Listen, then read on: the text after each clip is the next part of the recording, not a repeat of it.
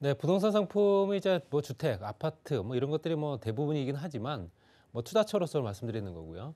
그렇지만 이제 그렇지 않은 상품들이 굉장히 많죠. 상가라든가 오피스, 건물, 빌딩, 또 토지 뭐 이런 것들이 있기 때문에 그런 상품들 투자를 실제적으로 할 땐 실제적으로 저 전체적인 분위기가 또 어떻게 형성이 되느냐.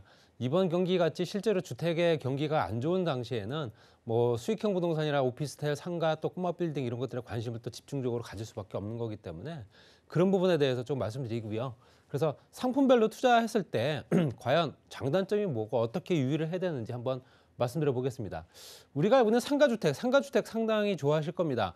상가주택 이제 퇴직 후에 실제적으로 거주하면서 수익을 보장받을 수 있는 뭐 그런 어떻게 보면 좀 이제 수익이 괜찮다라고 생각하는 부분 때문에라도 굉장히 매력을 느끼시는 상품이긴 한데 그래도 실제적으로 어느 정도 이제 상가주택에 투자했을 때 수익을 보존받을 수 있는가는 그 주변 상황을 또 봐야 되는 거고요. 굉장히 꼼꼼하게 따져보실 필요 있습니다.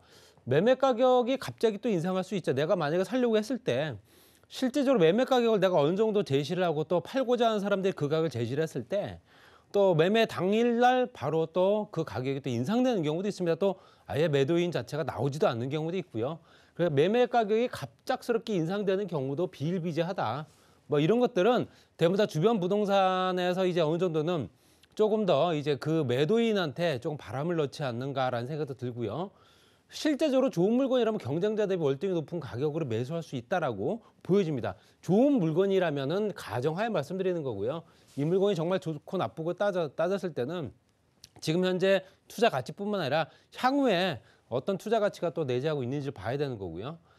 고민은 굉장히 충분하게 해야 되는 거고요. 결정은 되도록이면 빨리 해야 됩니다. 그래서 실제로 확실한 임대 수익이라든가 풍부한 배후 수요가 있는지 또는 우월한 임차인의 브랜드가 들어와 있는지 우리가 알고 있는 임차를 왔을 경우에 메이저 브랜드의 커피숍이라든가 아니면 조금 더 고급화 전략을 따지는 어떤 그런 우리가 누구나 다 알고 있는 브랜드의 상권들이 들어온다면 아무래도 안정적으로 임대를 보장받을 수 있겠죠.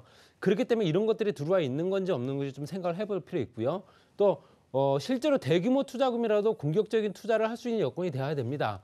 확실한 투자 대상이라면 이 물건은 정말로 샀을 때 정말 이거는 투자 수익이 정말 발생할 수 있는 조건이 된다라고 확신이 선다면 큰 금액이라 하더라도 내가 갖고 있는 금액을 최대한 활용을 해서 또 대출을 활용을 하고 해서 내 거를 만드는 게 맞다라고 말씀드리고 있고요. 실제적으로 그 물건 자체가 이제는 이제 감가가 되는 상황이고 또 물건이 또 오래되다 보면 또 노후화되고 그러려면 또 손을 봐야 되는 경우도 많거든요. 리모델링형을 내가 어떻게 선택할 거냐. 그러니까 실제적으로 이 물건을 너무 노후화된 건물을 내가 사서 다시 리모델링을 한다고 계산을 했을 때 상가주택 같은 경우는 현재 더 돈을 좀 들여야겠죠. 그렇게 되면 실제적으로 그 주변 상권이 어떤가를 좀 봐야 됩니다. 리모델링 했을 때 어떤 업체들이 들어오고 어떤 상권이 만들어지면서 매출이 얼마나 일어날 수 있는지도 생각을 해야 되는 거고요.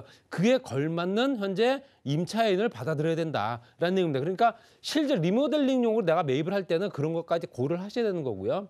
실제적으로 상가주택을 상가로 용도 변경을 할 수 있는 조건도 가능해야 됩니다. 그래서 상가주택을 한다면은 현재 상층부는 아래쪽에 상가가 들어가 있고 2, 3층에는 현재 주택으로 활용하는 경우가 많은데 통으로 모든 건물 자체를 상가로 용도로 변경할 수 있는 조건이 되는지 이것도 한번 따져보실 필요 있고요.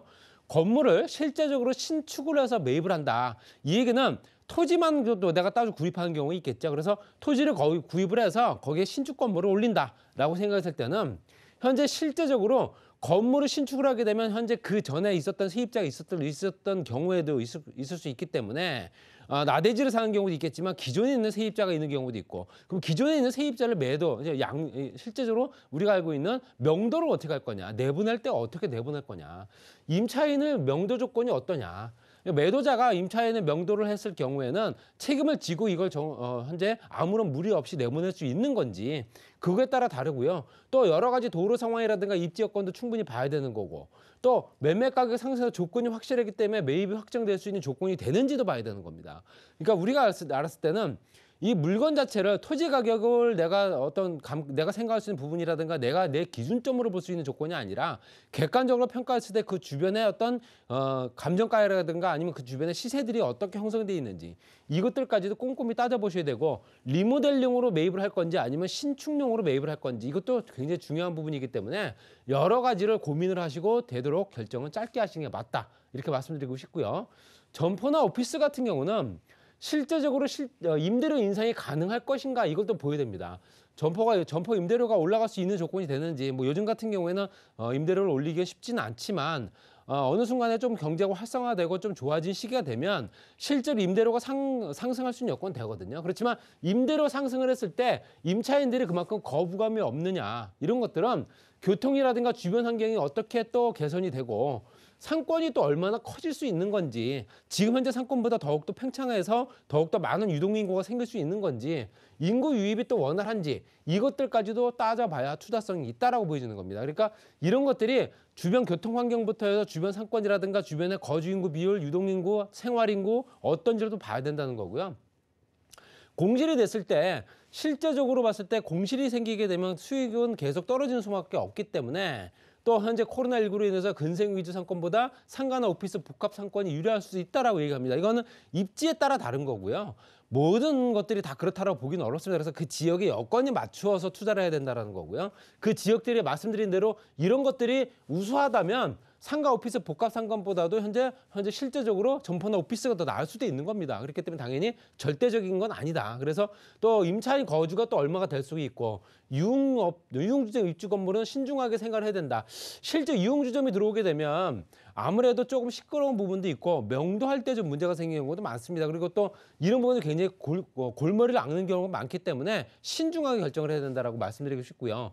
또 매매 가격이 적정한지도 생각해야 됩니다. 그래서 적정가치 산정은 원가법이라든 주변 사라든가 이런 것들을 혼용을 하는데 실제적으로 어느 정도 그 주변 시세가 형성돼 있고 내가 사는 가격이 적당한지도 한번 따져보셔야 되는 거고 주변 시세가 어떤지 그래서 감정가가 필요한 거고요. 감정평가사에 의해서 주변 시세까지 알아봤을 때 어느 정도 형성이 돼 있는지까지도 꼼꼼히 한번 따져보시는 게 점포와 오피스의 투자 방향이다 말씀드리고 싶고요.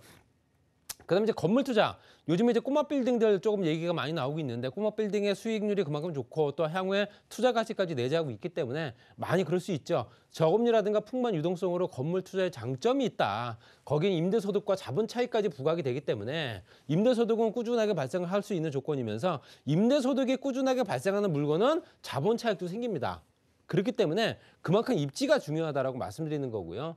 또 대출이자 임대 수익을 따졌을 때 자본 차익이 얼마가 되는지 또 내가 대출이자를 빼고 나머지 수익이 얼마가 되는지 이것도 계산을 해야 되는 거고요. 또 기준금리 인상이나 대출 규제 때문에 실제적으로 건물 투자 쪽으로 굉장히 눈을 돌리는 경우가 많기 때문에 이런 건물 투자 같은 경우도 실제적으로 자본 차익이 얼마가 생길 수 있는지 또 수익 구조가 또 어떤지에 또 따졌을 때 말씀드린 대로 선양돼야 되는 건 수익 구조가 발생하게 되면 당연히 자본 차익도 당연히 발생을 한다. 이것도 꼼꼼히 한번 기준점을 한번 생각해 보실 필요 있습니다. 그리고 요즘에는 이제 빌라 투자들 많이 하시죠. 공공재개발 때문에라도 아파트 입주권을 받기 위한 투자를 많이 하는데 공공재개발의 권리 선정 기준은 2020년도 9월 21일입니다. 이전에 매입을 하셨다면 상관이 없겠지만 이후에는 좀 고민을 좀 하셔야 될 필요가 있고 지금 공공재개발이 들어가는 지역인지 아닌지도 한번 따져보셔야 된다는 거고요. 노후도를 고려해서 재개발 가능성이 있는 지역을 투자하겠죠. 당연히. 그 지역이 기존에 재개발 가능성이 있었으면서 진행이 안 됐던 지역들이라든가 지정됐다가 취소된 지역이라든가 이런 지역들을 할 수 있고 또 신축 다세대 주택가 등 아파트 입주권이 안 나올 수도 있다는 부분도 꼼꼼히 한번 보실 수 있습니다. 신축 다세대 주택이라고 해서 무조건 아파트 입주권이 안 나오는 건 아닙니다. 그렇지만 입지에 따라서 그 주변 환경이라든가 개발 여건에 따라서 현재 아파트 입주권이 나오지 않을 수도 있기 때문에 신축 건물은 굉장히 신중하셔야 된다라는 얘기고요. 재개발은 조합원의 사업 추진 의지와 동의율이 중요하다. 여유 자금을 가지고 실제적으로 길게 봐야 된다라는 내용입니다. 재개발 투자가 1, 2년 안에 끝나는 건 아니기 때문에 또 실거주를 생각하면 준공된 지 20년이 넘지 않은 신축 빌라가 유리할 수 있다. 내가 거주하게 되면 아무래도 건물의 노후도가 너무 심각하게 되면 좀 어렵기 때문에 그런 부분도 생각하셔야 되고요. 그 민간 재개발 같은 게 얼마 전에 발표됐죠. 이거 서울시입니다. 서울시 같은 경우는 권리 선정 기준일이 2021년도 9월 23일 선정된 구역이 미선정 구역, 앞으로 이제 선정될 구역은 2022년도 1월 28일 지났죠. 그리고 현재 이후에 공모될 민간 공공재개발, 민간과 공공재개발 모든 것들이 대부분 다 2022년도 1월 28일 기준이기 때문에 이전에 내가 구입을 했는지 어쨌는지 생각을 하셔야 되는 거고, 어쨌든 토지거래 허가구역이라든가 이런 부분이 현재 투기 억제책들은 현재 발효가 된 상황이고, 건축허가 제한이라든가 여러 가지들 상황들이 있기 때문에 민간 재개발에 투자할 수 있는 여건들, 빌라 투자 같은 경우도 굉장히 내가 했다면 상관이 없지만 앞으로 투자하실 때는 조금 더 이런 부분을 좀 더 고려를 하셔야 된다라고 말씀드리고 싶고요.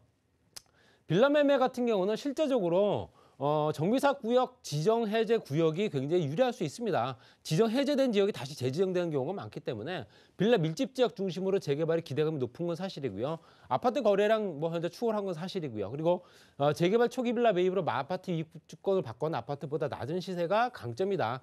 현재 낮은 가격으로 매입해서 정말 비싼 아파트를 받을 수 있는 조건이 되기 때문에 투자에 관련된 투자 성향들이 굉장히 많이 몰리고 있는 거고요. 말씀드린 대로 10년 이상, 20년까지도 볼 수 있는 길게 잡아서 투자하는 방향이기 때문에 예를 뭐 1년 안에, 3, 4년 안에 뭔가가 나오겠지라고 기대하시면 안 된다는 얘기입니다. 그렇기 때문에 이런 부분은 좀 긴 안목으로 보셔야 되는 거고요. 또 정비 사업이 민간 재개발인지 아니면 공공 재개발인지 이런 것도 굉장히 따지셔야 됩니다. 그래서 공공 재개발과 민간 재개발은 엄격히 구분되기 때문에 그런 부분을 좀 따지셔가지고 앞으로 투자할 수 있는 방향이 어떻게 될 수 있는가, 2022년도 내가 투자 상품을 어떤 상품을 선택할 것인가, 이거에 대해서 꼼꼼하게 한번 고민해 볼 필요가 있지 않을까, 이렇게 정리하겠습니다.